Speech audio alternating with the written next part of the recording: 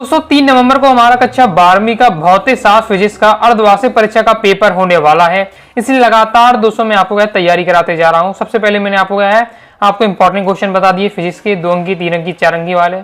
आई हो आपने तैयार कर लिए होंगे। अब हम दोस्तों पेपर के माध्यम से क्वेश्चन देखते जा रहे हैं, जिससे आपको पेपर पैटर्न पता चल जाए, क्वेश्चन का लेवल पता चल जाए, किस टाइप से क्वेश्चन आपके रहने वाले हैं। तो ये आपका दोस्तों पार्ट 2 रहने वाला है। इससे पहले दोस्तों मैं आपको ये पेपर का बता चुका हूँ, जिसमें मैंने आपको कंप्लीट ऑब्जेक्टिव आपके कवर करा दिए थे। ओके, ये कंप्लीट ऑब्जेक्टिव हो गए थे। इसके साथ ही हमारे पृष्ठमांक 6वें से लेकर 12वें तक हमने कंप्लीट कर लिए थे क्वेश्चन विद सॉल्यूशन के साथ। तो अगर आपने पार्ट 1 वाली वीडियो नहीं देखी तो जाकर जरूर देखिएगा। उसमें मैंने आपको सभी क्वेश्चन बताए, सॉल्यूशन के साथ समझाए भी हैं, तो जाकर जरूर देखिएगा। इस वीडियो में दोस्तों हम क्वेश्चन नंबर 13 से और लास्ट जो हमारा क्वेश्चन नंबर 20 में तक है, वहां तक के हम क्वेश्चन कवर करने वाले हैं। तो वीडियो ध्यान से अंत तक देखिएगा। ओके, और जिस प्रकार से आपका सिलेबस पेपर पैटर्न है, उसी हिसाब से पूरा पेपर आपका तैयार किया गया है, ताकि आपको तो क्लियर हो सके किस टाइप से आपका रहने वाला है पेपर। ओके, अब देख लेते हैं पृष्ठमांक 13। पृष्ठमांक दोस्तों हमारा 13 है, सेल के विद्युत वाहक बल, टर्मिनल विभवांतर और आंतरिक प्रतिरोध में संबंध स्थापित कीजिए। और सॉल्यूशन भी ऐसा आपको बताऊंगा कि जिस तरीके से आपको एग्जाम में लिखना चाहिए, ओके, उसी लैंग्वेज में मैं आपको बताने वाला हूं। देख लेते हैं।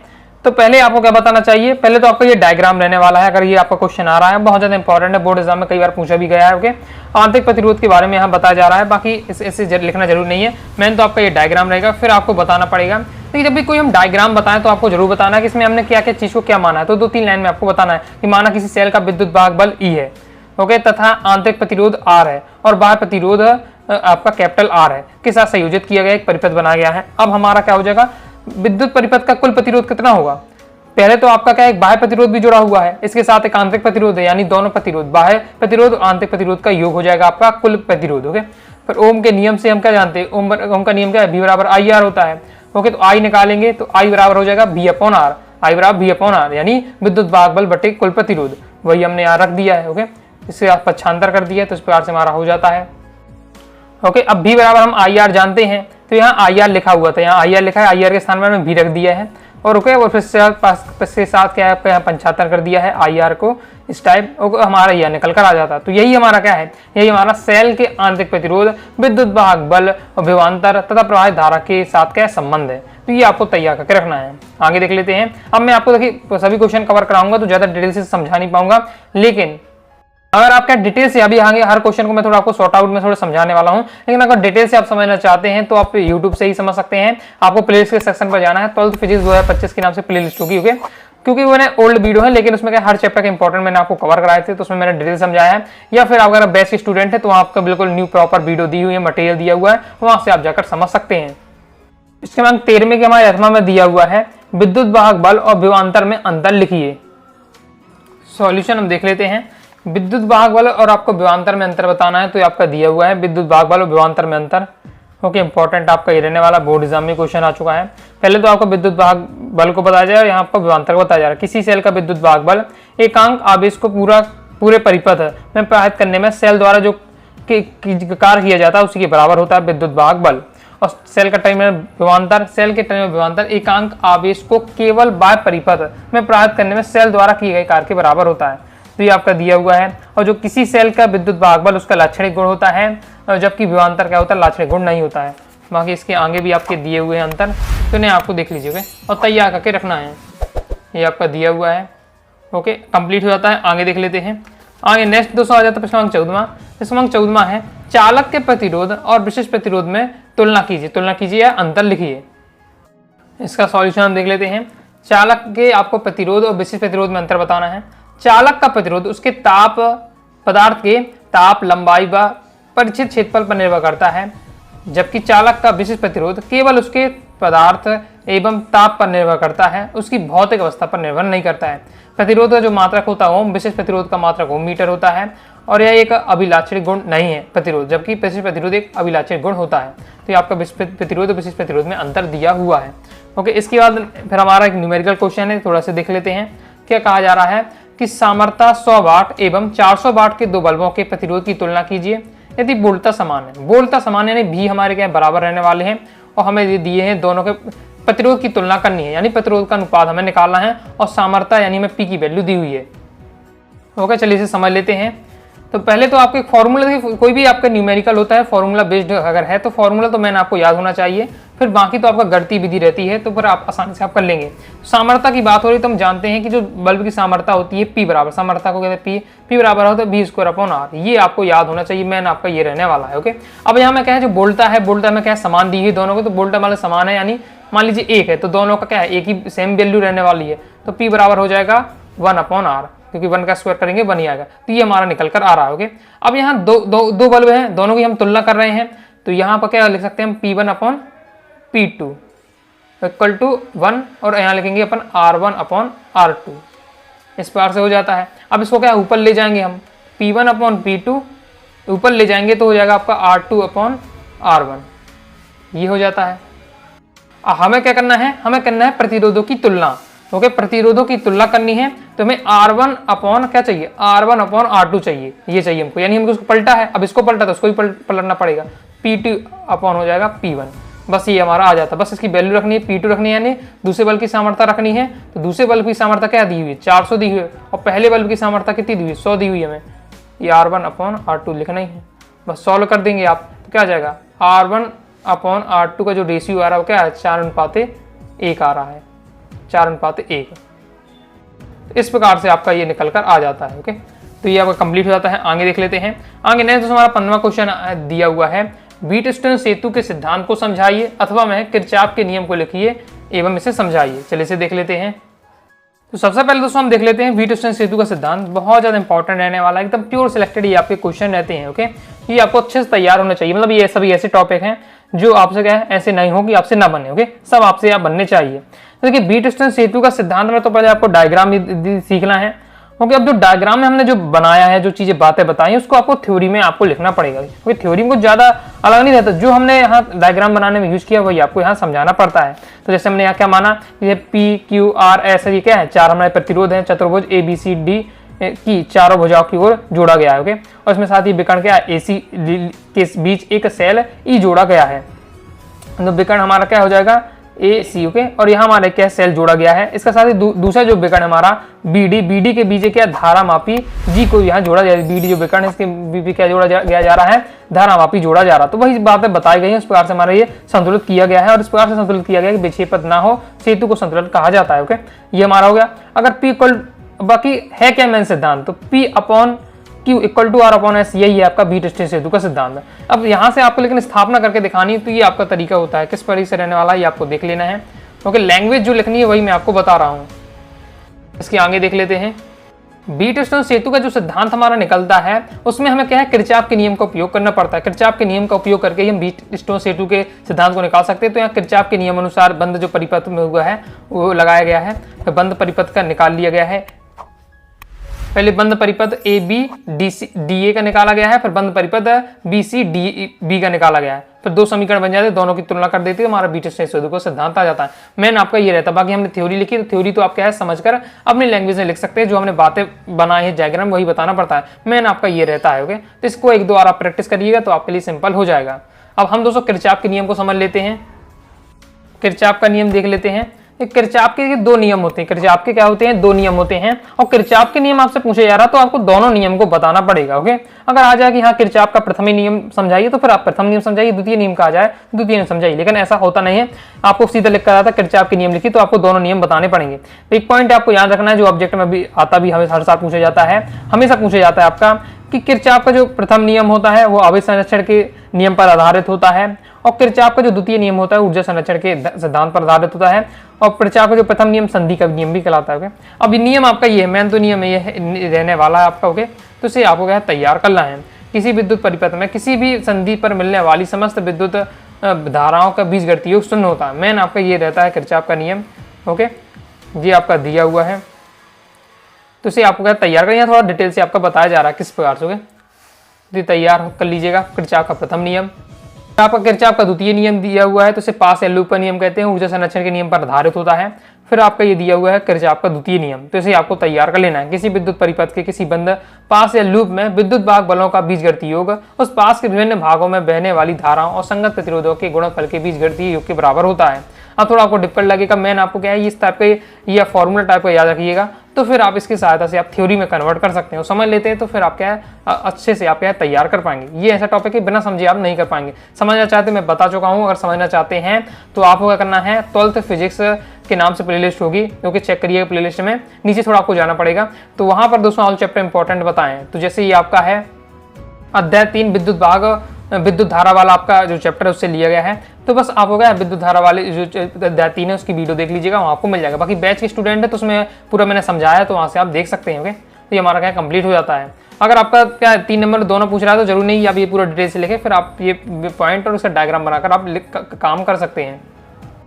नेक्स्ट हमारा 16वां क्वेश्चन आ जाता है, किसी चालक की धारिता से क्या तात्पर्य है?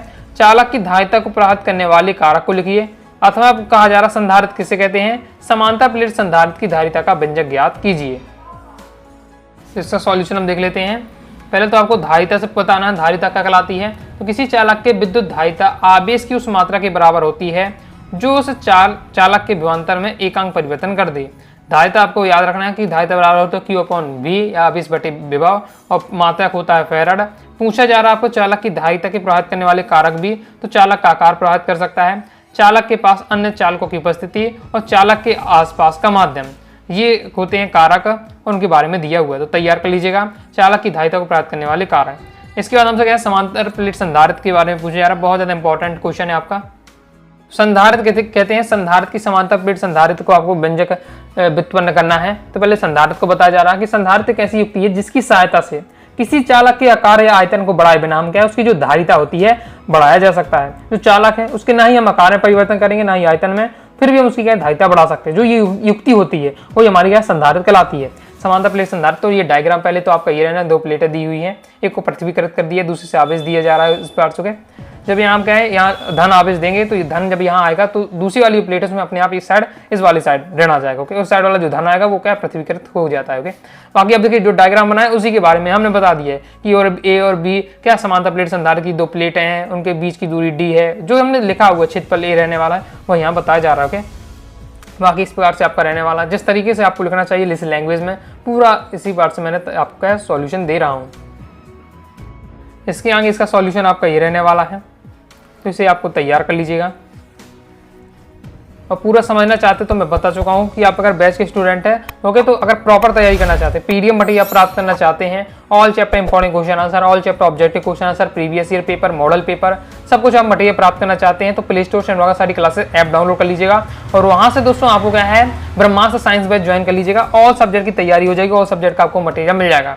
ओके, तो प्रॉपर आपकी तैयारी हो जाएगी, मटेरियल मिल जाएगा, तो फिर आपको क्या दिक्कत नहीं होगी। ये आपका दिया हुआ, बाकी तैयार आपको कर लेना है। और ये हमारा आ जाता है समांतर प्लेट संधारित्र का व्यंजक। अब नेक्स्ट आ जाता है हमारा 17वां क्वेश्चन, इसे देख लेते हैं। 17वां क्वेश्चन है हमारा उत्तल लेंस के लिए सूत्र। उत्तल लेंस के लिए सूत्र क्या होता है? 1/f = 1/v - 1/u की स्थापना कीजिए जहां प्रतीकों के समान अर्थ है। उत्तल लेंस के लिए सूत्र की आपको स्थापना करनी है। चलिए इसे देख लेते हैं। तो इसका देखिए सॉल्यूशन इस प्रकार से रहने वाला है। और कॉपी में क्यों किया गया है? क्योंकि देखिए गाइडों में जो लैंग्वेज लिखी जाती है कॉपी, लेकिन हमें तो जो लैंग्वेज लिखनी पड़ती है वो कॉपी में लिखनी पड़ती है। तो कॉपी में लिखने का थोड़ा पैटर्न अलग ही होता है, आप जानते हैं। जब आपको लिखते होंगे तो आपको अनुभव होता होगा। तो किस तरीके से आपको एग्जाम में लिखना चाहिए उसी फॉर्मेट में तैयार किया है। सबसे पहले तो आपको डायग्राम बनाना है इन चीज़ों का। सबसे पहले आपको डायग्राम प्रॉपर आपका रहना चाहिए। अगर डायग्राम आपका परफेक्ट रहता है तो तुरंत आपको हाई चांस रहते हैं नंबर मिलने के। डायग्राम पहले आपको परफेक्ट होना चाहिए, क्योंकि जो टीचर बहुत ज्यादा अनुभवी होते हैं वो एक बार डायग्राम ही देख के बता देते हैं कि आपको नॉलेज है कि नहीं, क्योंकि डायग्राम थोड़ा ऊपर नीचे हुआ तो फिर आपको क्या समझ में आ जाता है। ओके, तो ये आपका दिया हुआ है। अब इसमें भी बता गया है कि हमने क्या AB वस्तु उत्तल लेंस के C के सामने मुख्य अक्ष के लंबवत रखी गई है, जिसका प्रतिबिंब A' और B' हमारा क्या बनता है। अब इन दो का हम क्या समरूप है ये मान लेते हैं, ये दोनों क्या है, चूंकि ये दोनों क्या समरूप हो जाते हैं हमारे, तो फिर हमारा में हमने पढ़ा है जब समरूप होते हैं तो उनकी भुजाएं भी क्या है अनुपातिक होती हैं, तो वो आपका दिया हुआ है। अब इन दो का हमने क्या समरूप मान लिया है, दो वाले त्रिभुजों को। ओके, COF को मान लिया हमने, और A' B' और F को, इन दो को समरूप मान लिया गया है। तो इनकी भी जो भुजाओं का अनुपात क्या होगा, बराबर होगा। अब देख सकते हैं आप OC और AB इक्वल टू है, OC और AB क्या है समान ही है। ओके, तो ये हमारे जब बराबर है तो क्या वैल्यू चेंज कर देंगे, समीकरण 2 नाम दे देंगे। समीकरण 1 2 की तुलना करने से हमारा ये निकल के आता है चिन्ह परिपाटी का उपयोग करके। अब इनकी हमें क्या वैल्यू रखनी है। ओके, और ये साइन माइन कहाँ से आए, तो चिन्ह परिपाटी जब आप अगर समझ में आती होगी तो आपको क्या है आराम से कर लेंगे। ओके, तो आपको ये हो जाता है, वैल्यू रख दिया गया है दोनों बच्चों में, यू भी एफ का हमने भाग दे दिया है तो हमारा ये निकल कर आ जाता है। तो यही हमारा क्या है उत्तर लेंस के लिए लेंस सूत्र है। तो हमारा क्या कंप्लीट हो जाता है। अभी बहुत ज़्यादा शॉर्ट में समझ रहा हूँ, अगर आपने पहले से एक भी बार पढ़ा हो तो आपको बहुत अच्छे समझ में आ रहा हो, और एक बार नहीं पढ़ा है आपने, पहली बार अगर आप देख रहे हैं तो फिर आपको कुछ भी समझ में नहीं आ रहा होगा। तो इसलिए आपको अच्छे से डिटेल से जरूर आपको समझना है। आगे देख लेते हैं आगे क्या क्वेश्चन है हमारा। तो आगे नेक्स्ट क्वेश्चन है हमारा, लेंस से प्रकाश के वर्तन का नामांकित चित्र बनाते हुए अपवर्तन सूत्र, इसे लेंस निर्माता सूत्र कहते हैं। मैथ्स क्या है, लेंस निर्माता सूत्र को कई लैंग्वेज में पूछ लिया जाता है पेपर में, तो अगर ये शब्द मिल जाए लेंस निर्माता सूत्र तो फिर आपको दिक्कत नहीं। लेंस निर्माता सूत्र आपका यही होता है, इसकी हमें क्या है स्थापना करनी है। चलिए देख लेते हैं लेंस निर्माता सूत्र, इंपॉर्टेंट बहुत ज्यादा है, सभी आपको तैयार करना है। ये आपका दिया हुआ है एमपी बोर्ड एग्जाम 23 में क्वेश्चन आ चुका है, बहुत हाई चांस है कि आपके एमपी बोर्ड एग्जाम 26 में आ जाए, रिपीट हो जाओगे। तो आपको पढ़ के रखना है लेंस निर्माता सूत्र के ये आपका होता है, पहले तो याद ही रख लीजिएगा। पेपर में कई बार ऐसा भी हो जाता है कि एक वाक्य में आपसे पूछ लिया जाए लेंस निर्माता सूत्र क्या है, तो आपको एक वाक्य में फिर आपको सूत्र लिखना पड़े, तो इसलिए मतलब आपको याद भी करके रखना है सूत्रों के। फिर डायग्राम आपको रहने वाला दो, एक उत्तल और अवतल के हिसाब से दिया हुआ है, लेकिन ऐसा नहीं कि आपको दोनों बनाना है। हमने उत्तल के अनुसार किया तो उत्तल ऐसा आपको बना के रखिए। ओके, इस प्रकार से एक ही आपको बनाना है, जरूरी नहीं दोनों आपको बनाना पड़े। बाकी आपका पूरा दिया हुआ है, इसके आगे आपका ये दिया हुआ है। अब बिना ये बहुत ज़्यादा शॉर्ट में समझाने में कुछ मतलब नहीं है। ओके, तो वही आपको इसे डिटेल से समझना पड़ेगा। समझना चाहते हैं तो यूट्यूब पर अगर ऑल चैप्टर वाली इंपॉर्टेंट वाली प्लेलिस्ट देख लीजिएगा फिजिक्स की, उसमें आपको ये जो अध्याय 9 है उससे ये सभी क्वेश्चन लिए जा रहे हैं, तो अध्याय 9 वाला आपको देख लेना है, उसमें ये सब क्वेश्चन मैंने कवर किए हैं। तो ये हमारा आ जाता है लेंस निर्माता सूत्र। बाकी लिखने का क्या तरीका रहने वाला, क्या फॉर्मेट में आपको लिखना है, वो पूरा आप यहाँ से समझ सकते हैं। पृष्ठक्रमांक 17वें तक हो जाते हैं। अब देख लेते हैं पृष्ठक्रमांक 18वां। पृष्ठक्रमांक हमारा 18वां है, गॉस प्रमेय लिखिए तथा इसके द्वारा किसी बिंदु आवेश के कारण उत्पन्न विद्युत क्षेत्र की तीव्रता ज्ञात कीजिए। इसे देख लेते हैं। अब यहाँ क्वेश्चन में हम देखें तो इस प्रकार से बोला जा रहा है, लेकिन अगर इस प्रकार से आता है थोड़ा आप समझ सकते हैं कि कूलाम का नियम होता है, तो गॉस की प्रमेय की सहायता से आपको क्या है कूलाम के व्युत्क्रम वर्ग जो नियम है उसकी आपको स्थापना करनी है। क्वेश्चन इस प्रकार से भी आ सकता है, गॉस प्रमेय कैसे कहते हैं, गॉस प्रमेय की सहायता से कूलाम के नियम की स्थापना कीजिए, हो गई। या फिर आपको इस घुमा के इस प्रकार से भी कहा जा सकता है कि गॉस प्रमेय क्या है और इसके द्वारा किसी बिंदु आवेश के कारण उत्पन्न विद्युत क्षेत्र की तीव्रता ज्ञात कीजिए। मैंने दोनों टाइप से आपको समझा दिया है कि उसे क्वेश्चन घुमा दिया जा सकता है। पहले तो आपको गॉसी प्रमेय पता होनी चाहिए, इसके साथ ही गॉस प्रमेय सिद्ध करना भी सीख लीजिए, ये भी इंपॉर्टेंट रहने वाला है। गॉस प्रमेय को सिद्ध करना भी जरूर सीख लेना। पहले तो गॉसी प्रमेय आपको तैयार होना चाहिए कि किसी बंद पृष्ठ से गुजरने वाला संपूर्ण विद्युत फ्लक्स उस बंद पृष्ठ के अंदर निर्वात में उपस्थित कुल आवेश का 1/μ0 गुना होता है। ओके, तो ये हमारा गॉस की प्रमेय, ये आपको याद कर लेना। गॉस की प्रमेय के आपको सिद्ध कैसे करना है ये भी आपको सीख कर रखना है। ओके, ये भी आपसे पूछ लिया जा सकता है, बहुत ज्यादा महत्वपूर्ण रहने वाला है। गॉस के नियम तो इंपॉर्टेंट ही रहता है। ओके, कैसे आपको ये सिद्ध करना है वो यहाँ पर दिया हुआ है, तो अगर आप देखना चाहें तो मैं आपको एक बार बता देता हूँ। इस बार से गॉस का नियम सिद्ध किया गया है। ओके, बाकी अभी तो हमें क्या है गॉस के नियम से कूलाम के नियम या कूलाम के व्युत्क्रम वर्ग नियम को हमें सिद्ध करना है। ये क्वेश्चन हमारा है, तो ये आपका रहने वाला है, तो इसे आपको देख लेना है। ये पहले तो आपको हमने थ्योरी में क्या लिखना पड़ता है, शुरू में जो हमने डायग्राम के माध्यम से जो चीज़ मानी है वो आपको बतानी पड़ती है, फिर आपका यह सॉल्यूशन स्टार्ट होता है। तो इसे आपको देख लीजिए, इसके आगे आपका ये सॉल्यूशन ये दिया हुआ है। तो ये हमारा कंप्लीट हो जाता है। कूलाम का इस बार से हमारा निकाला था कूलाम का नियम, कैसे निकाला हमने, गॉस के नियम का प्रयोग किया है तब हमारा क्या कूलाम का नियम आ जाता है। इस बार से हमारा कंप्लीट हो जाता है। नेक्स्ट देख लेते हैं। नेक्स्ट हमारा 18वां का भी अथवा क्वेश्चन है। ओके, कि विद्युत द्विध्रुव किसे कहते हैं, विद्युत ध्रुव की निरक्षीय स्थिति में विद्युत क्षेत्र की तीव्रता के लिए व्यंजक प्राप्त कीजिए। अब ये क्वेश्चन बहुत ज्यादा इंपॉर्टेंट है। ये दो टाइप से आपको क्वेश्चन रहता है, मतलब दोनों तरीके से आपको याद होना चाहिए। विद्युत क्षेत्र की अच्छी स्थिति में विद्युत क्षेत्र की तीव्रता के लिए व्यंजक पूछ लिया जाता है, इसके साथ ही विद्युत क्षेत्र की निरक्षीय स्थिति में विद्युत क्षेत्र की तीव्रता के लिए व्यंजक आ जाता है। आपको दोनों एकदम तैयार नहीं एकदम रटे होने चाहिए। ओके, क्योंकि हाई चांसेस से अच्छी स्थिति का तो अभी आ भी चुका है, और अच्छी स्थिति में भी तैयार करके रखना है और निरक्षीय स्थिति में भी तैयार करके रखना है। ओके, अच्छी स्थिति तो अभी एग्जाम में आया था, तो निरक्षीय स्थिति आ सकता है, इसलिए निरक्षीय स्थिति आपको थोड़ा ज्यादा फोकस करिएगा। ओके, पूरा आपको थोड़ा एग्जाम सेट करके रखना कि अभी लगातार कौन कौन आ रहा है, अच्छी स्थिति आ रहा है, तो अब निरक्षीय स्थिति अचानक से आ जाएगा आपके एग्जाम में, कौन पड़ेगा, इस प्रकार से आपको थोड़ा माइंड में सेट करके रखना। ओके, तो निरक्षीय स्थिति एकदम अभी अच्छे से तैयार होना चाहिए। पहले तो मैं आपको अच्छी स्थिति का सॉल्यूशन क्या होना, पहले अच्छी स्थिति को बताना, ये डायग्राम रहेगा और ये आपका दिया है। अगर आपने क्या नोट्स नहीं बनाए तो इसकी सहायता से भी आप नोट्स बना सकते हैं। जो सिलेक्टेड क्वेश्चन है उनका तो आप प्रॉपर नोट्स ना बनाइए, हर टॉपिक का नोट्स ना बनाइए, लेकिन जो बहुत हाई चांस रहते हैं जो टॉपिक उनके तो आपको नोट्स बना ही सकते हैं। ओके, और जब तक तैयारी करते हैं जब याद करना पड़ेगा, ओके, तो याद करेंगे, वीडियो देखकर पढ़ेंगे एक बार, इससे एक बार वीडियो देखकर एक बार लिख भी लीजिए कॉपी में, तो आपको फिर बार बार वीडियो नहीं देखनी पड़ेगी, डायरेक्ट आपके पास मटेरियल होगा तो आप बना सकते हैं। बाकी आप बैच के स्टूडेंट है तो पीडीएफ मटेरियल पूरा दिया हुआ है, तो वहां से आप देख सकते हैं। ओके, इसके आगे देख लेते हैं। इसके आगे आपको ये दिया हुआ है, ये अभी आपको अच्छी स्थिति में बता रहा हूँ। ओके ओके, जो भी ये पेपर है इसमें तो आपको अच्छी स्थिति का पूछा जा रहा है, लेकिन मैं आपको अच्छी स्थिति बता रहा हूँ ताकि आप इसका भी नोट्स बना के रखें। दोनों आपको देखिए तैयार करके रखना है। ये आपका दिया हुआ है अच्छी स्थिति के बारे में। ओके, पूरा एक स्टेप बाय स्टेप बहुत ज़्यादा ड्रिल से किया गया है, इसलिए थोड़ा ये लॉन्ग हो रहा है। तो ये आपका हमारा निकल आता है व्यंजक। ओके, यहाँ आपका आ जाता है अच्छी स्थिति के लिए। अब निरक्षित स्थिति के लिए देख लेते हैं। तो निरक्षित स्थिति के लिए किस प्रकार से रहने वाला है, निरक्षित स्थिति का डायग्राम इस प्रकार से आपका रहने वाला है। ओके, और बिना समझे आप इसे नहीं कर सकते, समझना चाहते हैं मैं पहले समझा चुका हूँ, ऑल चैप्टर इंपॉर्टेंट वाली वीडियो देख लीजिएगा फिजिक्स की, उसमें आपको मिल जाएगा। ओके, पहले अध्याय का हमारा ये क्वेश्चन रहने वाला है। अब निरक्षित स्थिति के लिए यहाँ से सॉल्यूशन किया जा रहा है, तो मैं तो अभी आपको निरक्षित स्थिति में पढ़ के रखिएगा। ये दोस्तों आपका दिया हुआ निरक्षित स्थिति के लिए, तो इसे आपको देख लेना है। इसके आगे आपका ये रहने वाला है, ये हमारा कंप्लीट हो जाता है। सॉल्यूशन करने का जो फॉर्मेट रहता है वही आपका रहने वाला है, बस थोड़ा सा डिफरेंस रहता है, तो दोनों को आपको जब सॉल्व करेंगे तो आपको समझ में आ जाएगा। ओके, तो ये हमारा निकल के आ जाता है निरक्षित स्थिति के लिए व्यंजक। ओके, तो इस प्रकार से हमारा ये कंप्लीट हो जाता है। तो विद्युत द्विध्रुव की निरक्षित स्थिति में विद्युत क्षेत्र की तीव्रता का व्यंजक हमने देख लिया। अब नेक्स्ट हमारा क्वेश्चन आ जाए 19वां क्वेश्चन, इसे देख लेते हैं, जिसमें क्या कहा जा रहा है कि ट्रांसफार्मर का वर्णन हमें करना है निम्नलिखित शीर्षों के अंतर्गत। ओके, बहुत ज्यादा इंपॉर्टेंट है, हाई चांसेस की, और अभी नहीं आपकी मेन अभी जो बोर्ड अर्धवार्षिक तो ठीक ही है, मेन आपकी बोर्ड एग्जाम है उसमें भी आपकी हाई चांस रहने वाले हैं ट्रांसफार्मर, क्योंकि बहुत ज्यादा इंपॉर्टेंट है, लेकिन अभी तक नहीं आया। इसकी जगह आपका एसी जनरेटर भी आ चुका है, एलसीआर परिपथ और पहले आया था। ओके, ट्रांसफार्मर आने के हाई चांस है, तो पढ़ के आपको रखना है। क्या पूछा जाए, ट्रांसफार्मर टॉपिक पढ़ रहे हैं तो उसका चित्र बनाना आपको सीख लेना है, फिर सिद्धांत सीखिएगा, परिमाण अनुपात का सूत्र निकालना सीखना है, और ऊर्जा क्षय के ट्रांसफार्मर ऊर्जा क्षय के कारण पूछे जाते हैं तो आपको तैयार करके रखना है। ओके, तो इसे देख लेते हैं। तो देख लेते हैं, सबसे पहले आपको ट्रांसफार्मर को बताना है ट्रांसफार्मर आखिर है क्या। तो ट्रांसफार्मर एक ऐसी युक्ति होती है जो प्रत्यावर्ती वोल्टा को बढ़ाता है या घटाया जा सकता है, अन्योन्य प्रेरण के सिद्धांत पर आधारित होता है। ये तो आपको याद ही होना चाहिए, ट्रांसफार्मर अन्योन्य प्रेरण के सिद्धांत पर आधारित होता है, ऑब्जेक्ट में पूछा जाता है। तो ट्रांसफार्मर के आपके दो प्रकार, ऊंचाई ट्रांसफर, अपचाई ट्रांसफर होते हैं, और दोनों को आपको डायग्राम बनाना पड़ेगा। पेपर में एक से नहीं काम चलेगा, जिस प्रकार से दोनों है दोनों आपको बनाइए, ऊंचाई ट्रांसफर अपचाई ट्रांसफर सेम ही रहता है, बस जो अपचाई ट्रांसफर होती है इसकी प्राथमिक कुंडली में फेरों की संख्या अधिक होती है, द्वितीय कुंडली में फेरों की संख्या कम होती है। देखिए कम लाइन खींची गई है, ज्यादा लाइन खींच दी गई है।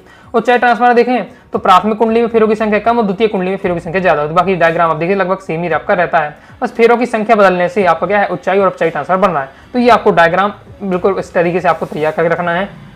फिर ये कार्यविधि दी है, वैसे पेपर में कार्यविधि आपका जैसे नहीं आता है तो आपको इसको नहीं लिखिएगा, एग्जाम में आया तो आपको ये इसके हटा देना। ओके, बाकी समझने के लिए कार्यविधि आपकी दी हुई है। फिर आपका सिद्धांत पूछा जाता है, तो सिद्धांत आपका किस प्रकार से रहने वाला है, तो ये आपका दिया हुआ है ट्रांसफार्मर का सिद्धांत। इसके आगे आपका दिया हुआ है, ये हमारा निकल के आ जाता है ट्रांसफार्मर का सिद्धांत। ये ट्रांसफार्मर का सिद्धांत हो जाता है कंप्लीट है। आगे देख लेते हैं, और नेक्स्ट हमसे पूछा जाता है ट्रांसफार्मर में ऊर्जा क्षय के कारण। ओके, एक ऊर्जा क्षय कौन कौन से तरीकों से होता है, तो उसे कैसे कम किया जा सकता है। देखिए ताम्र हानि होती है, लौह हानि, सैतिल हानि और चुंबकीय फ्लक्स क्षरण, ये 4 टाइप से आपका होता है ऊर्जा क्षय, और इसे किस प्रकार से कम किया जाता है वो भी इनकी उसके भी उपाय दिए हुए हैं, तो वो भी आपको तैयार करके रखना है। तो ये इतना भी आपको पॉइंट भी तैयार करके रखिएगा। तो इस प्रकार इतना तैयार कर ले तो ट्रांसफार्मर वाला पूरा टॉपिक हो जाता है, पूरा आपका तैयार हो जाएगा। अगर ये तैयार कर लेते 4 नंबर आपके फिक्स हो जाएंगे। ओके, फिर अथवा में हम देख लेते क्वेश्चन हमारा क्या है, एलसीआर परिपथ का वर्णन आपको करना है, निम्न बिंदुओं के आधार पर विद्युत परिपथ का आपको चित्र बनाना है, फेजर आरेख बनाना है, परिणामी वोल्टा प्रतिबाधक कलांतर, यहाँ 5 पॉइंट दे दी, कोई भी 4 आपसे आ जाए, 5 भी आ सकते हैं, पढ़ के आपको रखना है। इसका सॉल्यूशन भी हम देख लेते हैं। पहले एलसीआर का डायग्राम आपका ये रहने वाला है। एलसीआर परिपथ के बारे में आपको बताया जा रहा है, जिसमें हमने क्या माना, एलसीआर परिपथ यानी एल यानी प्रेरक, सी यानी संधारित्र, आर यानी प्रतिरोध, एक प्रत्यावर्ती धारा स्रोत से श्रेणी क्रम में हमारे क्या जुड़े हुए हैं, और तो कि इनके प्रत्यावर्ती वोल्टता को निम्न समीकरण द्वारा हम व्यक्त करेंगे। अब हमें क्रम से एक एक पॉइंट को निकालना, पहले हमें निकालना परिणामी वोल्टता, परिणामी वोल्टता हमारी निकाली गई है, ये परिणामी वोल्टता हमारी दी हुई है,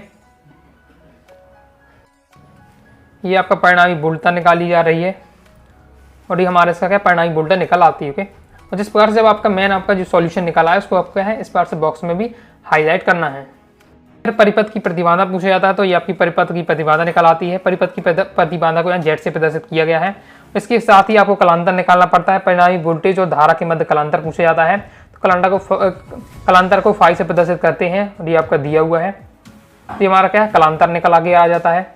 और फेजर आरेख का भी पॉइंट रहता है, तो फेजर आरेख आपका ये वाला कहलाता है, ये आपका फेजर आरेख कहलाता है। ओके, तो हमारा क्या है, कंप्लीट हो जाता है। तो इस प्रकार से हमने एसजीआर परिपथ भी देख लिया है। अब लास्ट हमारा 20वां क्वेश्चन रह जाता है, इसे और देख लेते हैं, जिसमें कहा जा रहा है सरल सूक्ष्मदर्शी का आपको क्या है, वर्णन करना है, जिसमें प्रतिबिंब बनने का हमें रेखाचित्र भी बनाना है, आवर्तन क्षमता का व्यंजक निकालना है। 2 कंडीशन है, स्पर्शदर्शी की न्यूनतम दूरी हो और अनंत पर हो प्रतिबिंब। देख लेते सॉल्यूशन। सरल सूक्ष्मदर्शी का आपको वर्णन करना है निम्न पॉइंटों में। पहले तो आपको सबसे पहले पॉइंट रहता है प्रतिबिंब का रेखाचित्र बनाइए, तो ये आपका रहने वाला डायग्राम इस तरीके से आपको बनाना है। ओके, इसके बाद हमें निकालना है आवर्धन क्षमता, और प्रतिबिंब की 2 कंडीशन दी है, पहला स्पर्शदर्शी की न्यूनतम दूरी पर हो, दूसरा अनंत पर हो, तो क्रम से आपका दिया हुआ है। पहले तो आवर्धन क्षमता को यहाँ समझाया जा रहा है। इसके बाद सॉल्यूशन आपका ये रहने वाला है। अब इसके बाद हमें क्रम से पहली कंडीशन लेकर सॉल्व कर रहे हैं, जब प्रतिबिंब स्पर्शदर्शी की न्यूनतम दूरी पर हो, तो ये आपका दिया हुआ है। इसके आगे आपका हो जाता है। दूसरा हमारा रहता है जब स्थिति क्या होती है, जब प्रतिबिंब अनंत पर हो, अनंत पर होती है, तो इसकी मतलब है क्या, वस्तु क्या फोकस पे रखी हुई है, तो ये आ जाएगा दूसरी कंडीशन के लिए। तो ये हमारा क्या कंप्लीट हो जाता है। और नेक्स्ट हमारा रहने वाला है अथवा में क्वेश्चन, परस्पर संपर्क में रखे 2 पतले लेंसों के संयोग की फोकस दूरी की सूत्र स्थापित कीजिए। इसे देख लेते हैं। और यहाँ दोस्तों मैंने अभी आपको सरल सूक्ष्मदर्शी का बताया है, इसके साथ ही जब सरल सूक्ष्मदर्शी का तैयार हो जाए तो संयुक्त सूक्ष्मदर्शी का भी आपको तैयार करके रखना है। अभी हम देख लेते हैं परस्पर संपर्क में रखे 2 पतली लेंसों के संयोग की फोकस दूरी।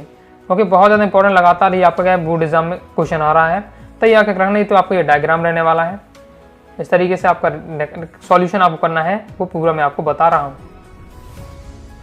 इसके आगे सॉल्यूशन आपका ये रहने वाला है।